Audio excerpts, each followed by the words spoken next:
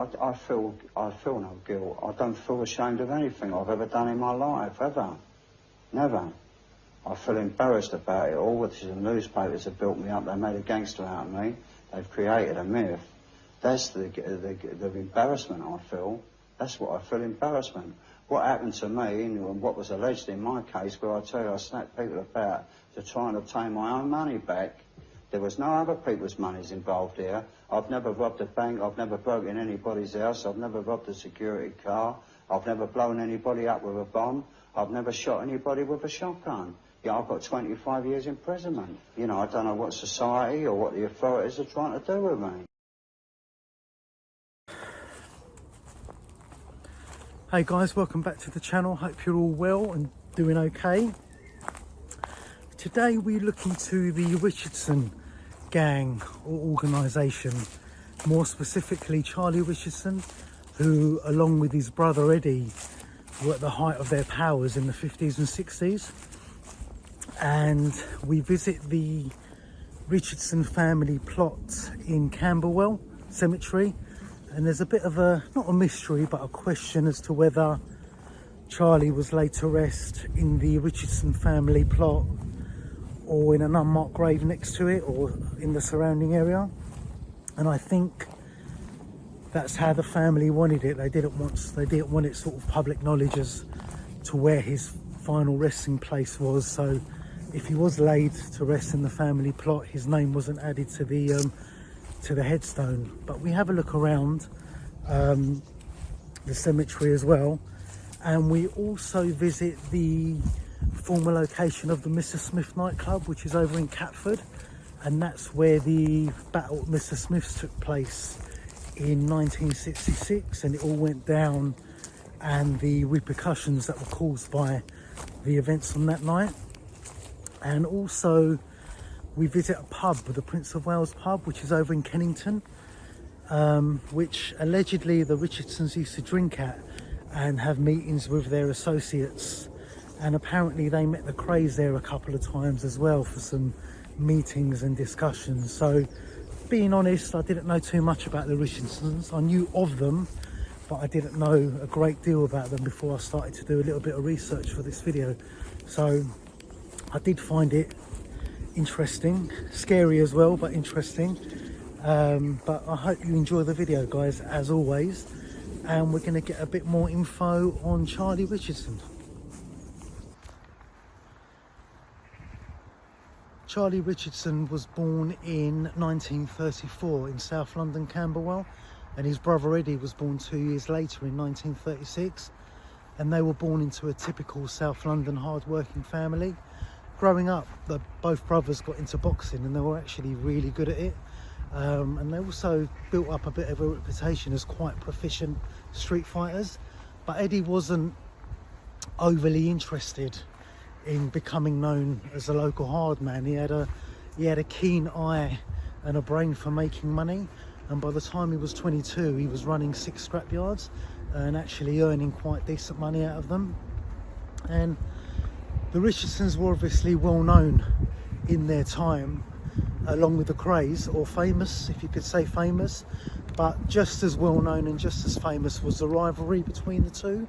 So the first time Charlie came across the Kray twins was actually in Shepton military prison when they were waiting for a dishonourable discharge from national service, and it weren't too long after that their paths started to cross outside of prison due to the opportunities, if you like, that was out there in London and the West End and the surrounding areas. But by the time the 50s arrived, the Richardson brothers had actually built themselves up a bit of an empire in South London, and they had a whole sort of team of hard men and associates that were working with them, including George Cornell and Mad Frankie Fraser. And as the years went past and the 1960s arrived, they'd literally sort of solidified their reputation as London's scariest gang. Their reputation for absolute violence and torture was absolutely, you know, that's what they were known for. And that all came to a head in March 1966, March the 7th. And there was a nightclub over in Catford called Mr Smith's, and what happened, apparently, allegedly, the owners of the club had approached the Richardsons for protection in exchange for them having their gaming machines at the club. Apparently, or maybe it was put on them, who knows. But either way, that evening, the Richardson brothers and a whole group of their associates and guys were in the club drinking. And as the hours passed, Eddie Richardson approached a group of guys and basically asked them to drink up and move on. And one of them took offence, old Dickie Hart, who he was an associate of the Krays apparently, and he didn't like what was said, so he pulled out a gun and started shooting around the place and basically screaming, somebody's gonna die. So as you can imagine, with the gentlemen and the guys and the company that was there that evening, it all just sort of kicked off and went crazy. There was like weapons, guns being shot, furniture being smashed, all sorts of craziness. And amongst the injuries and the like the horror that went on, Dickie Hart was actually shot in the chest and killed that evening or the early hours of the next day. And it was actually, so that was the 7th of March. The following day, the 8th of March, is when Ronnie Kray walked into the Blind Beggar pub and shot George Cornell, which I've also done a video, guys, so if you haven't seen that one, check that out. But some say that the evening's events at the Mr Smith Club acted as a catalyst for the shooting at the Blind Beggar pub. But off of the back of that, the police carried out a load of raids in South London, and 11 of the Richardson gang were basically arrested. And the trial that came off of the back of that became known as the torture trial. So basically the judge, the court, the witnesses, the jury, they were all subject to like horrific stories of what had actually happened, of the murders, the tortures, and all the rest of the violence that had been going on and carried out by the Richardson gang. And Eddie Richardson was sentenced to 15 years in prison. Frankie Fraser was sentenced to 15 years as well. And Charlie Richardson was actually sentenced to 25 years. But he actually escaped from an open-air prison in 1980. He was out on the run for about a year, and then he was rearrested and put inside. And he was officially released from prison in 1984. And in 2012, I think he was 78, actually passed away from blood poisoning. His brother Eddie is actually still alive, and while he was in prison serving his time, he actually learned to paint and discovered he had a bit of a talent for painting. And if you go to his website, it's actually got copies of paintings and artwork that he's done and commissioned and sold. So he's actually become a bit of an artist, which is a little bit different and interesting, and he's also quite popular on the after dinner circuit as well.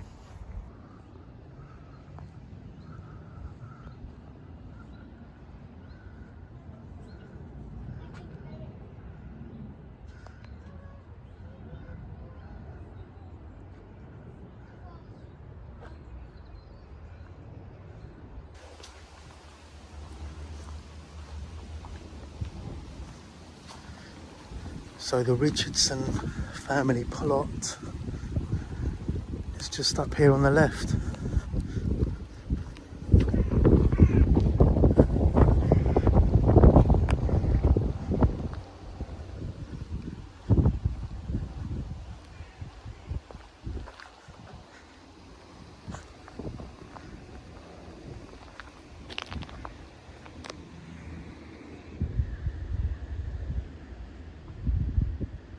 In ever loving memory of Alan William Richardson, 1944-1962, loving son and dear brother, taken from us age 18 years, forever in our hearts.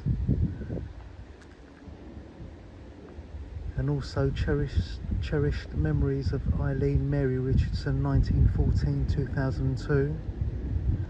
A beloved mother and grandmother. To you we were all wonderful, but you were the wonderful one. Also her beloved sister Dorothy Kathleen Allen, 1926, 2017. A dear aunt and great aunt, so kind and thoughtful, he will be greatly missed by all the family. So obviously the family know where Charlie was buried, but there's sort of two schools of thought out there. One, that he has been also buried in the family plot here, but obviously they haven't marked the headstone. Also possibly he was buried next to it or in one of these other graves in the area in an unmarked grave.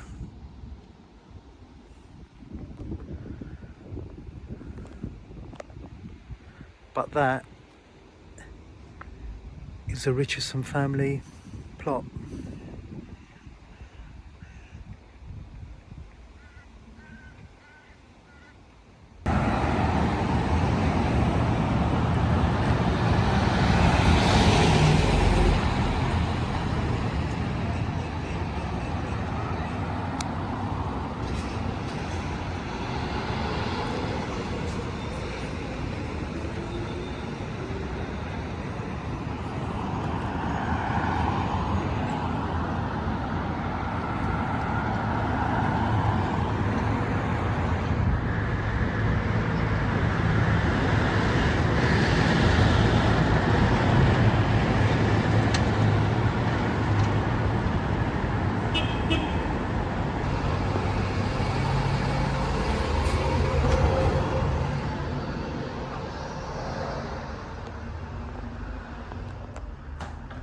So as I said, obviously it's a furniture shop now, and the gentleman here has very kindly let me come in and film just to show what used to be the inside.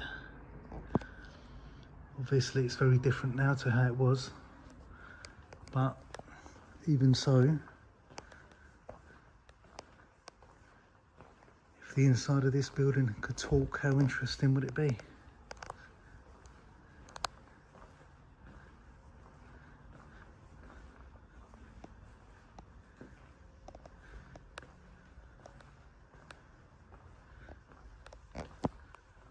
And it is obviously a huge place.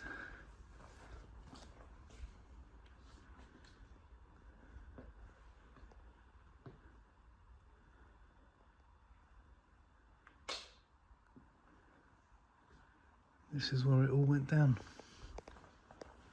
on the 8th of March.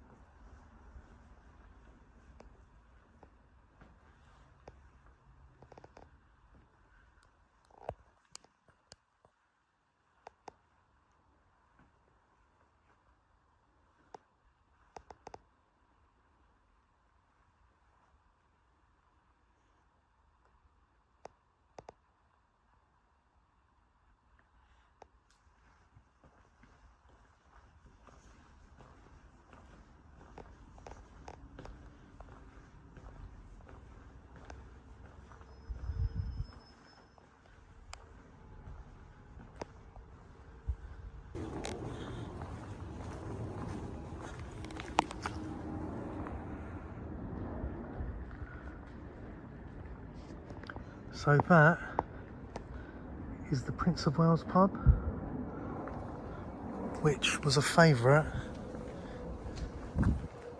of the Richardson gang to come and have a drink and discuss what was going on.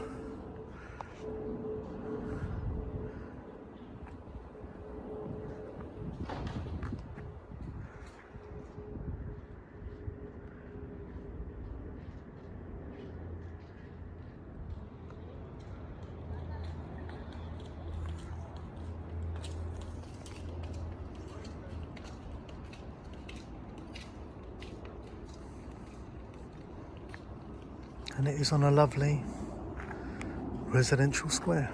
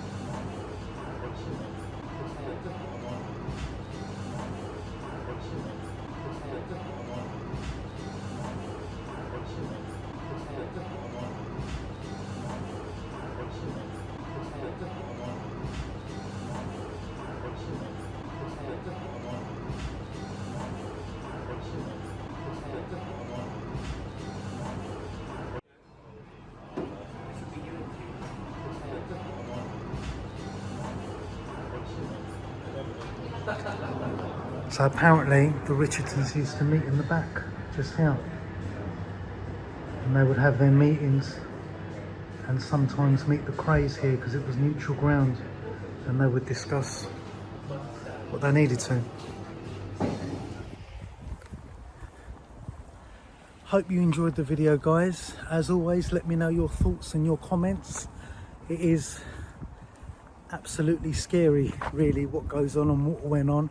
I think I've said it before in other videos, but yeah, if you could please like the video and subscribe. Subscribing is absolutely free, it costs nothing, and please let me know your thoughts. I'm always interested in what you guys have got to say, and we will see you on the next one. See you soon.